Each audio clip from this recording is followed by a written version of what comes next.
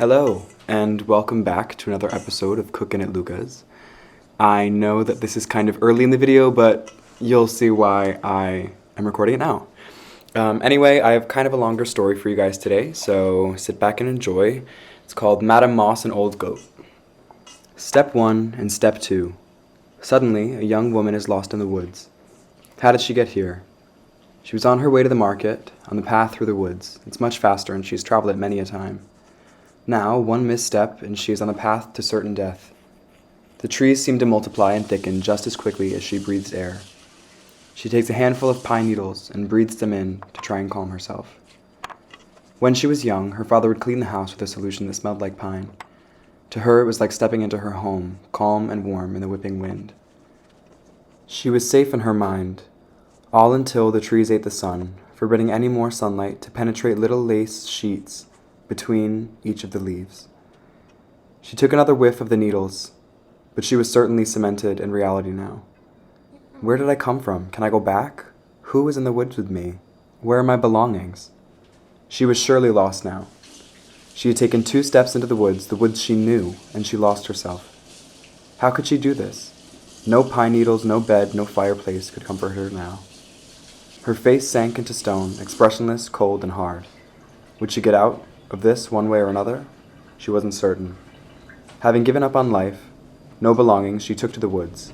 No clue where to start, she ventured mindlessly. She prayed to no God. She held no faith in her mind. She didn't even trust her limbs to carry her out of these woods. Through the day she ventured. Tree after tree she passed. A few creeks she waded through. Hills she climbed.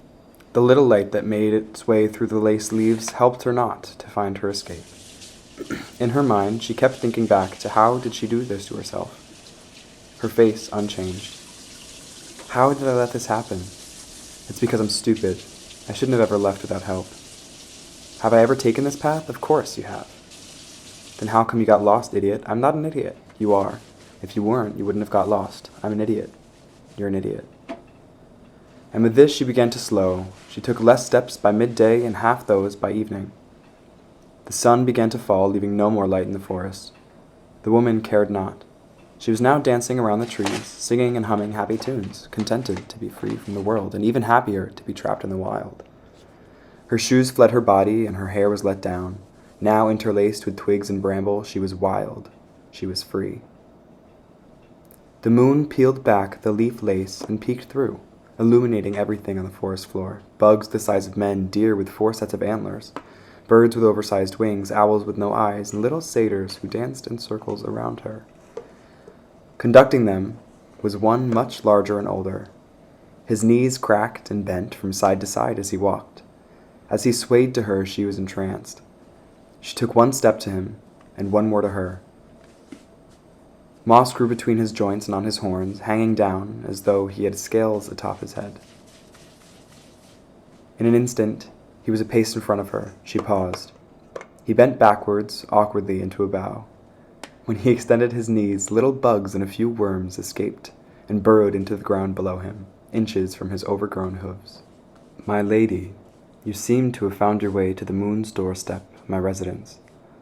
Should I punish you for trespassing, or shall you leave at once? His voice was soft and warm, the voice of silk, and when happy, of joy. He spoke through a side smile, mischief seeping from what used to be skin.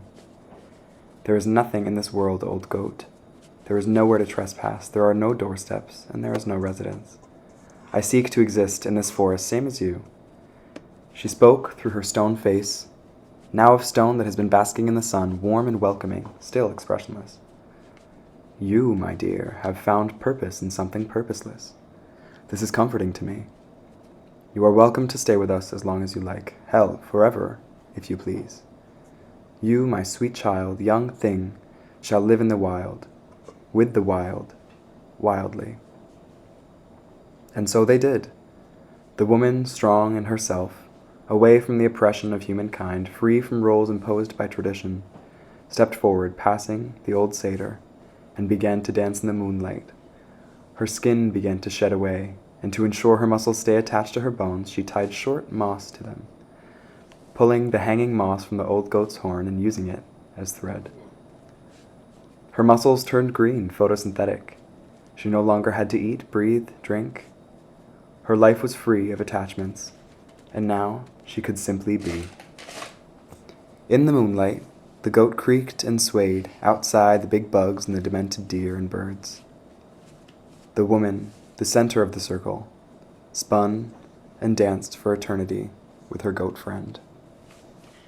I hope you all enjoyed that story. I wrote that one last year. Kind of a little weird and gory and strange. But I actually really enjoyed it. It's one of my favorites. Yeah, the reason that I am doing the story now was because I totally forgot to record taking the bread out of the oven. And also I didn't eat it, at least not alone. I feel like that would just be strange eating bread alone. But yeah. Anyway, thank you for watching another episode of Cooking at Luca's. I'll let you guys enjoy the rest of this video. And I hope you have a nice rest of your day. Thanks again for listening. I'll see you guys soon.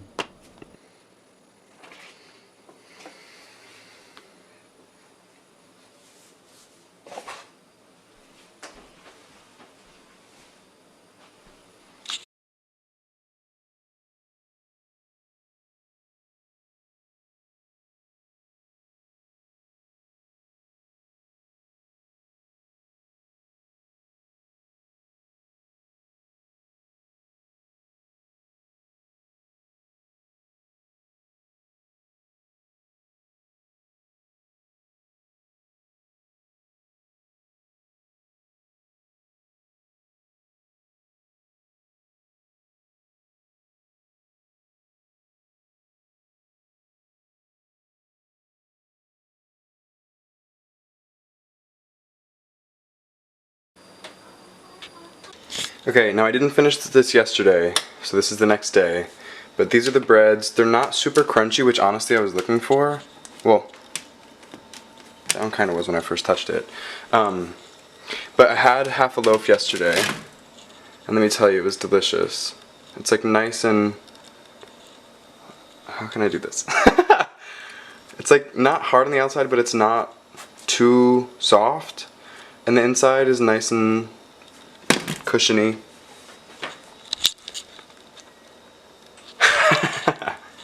And that's my Nana's bread.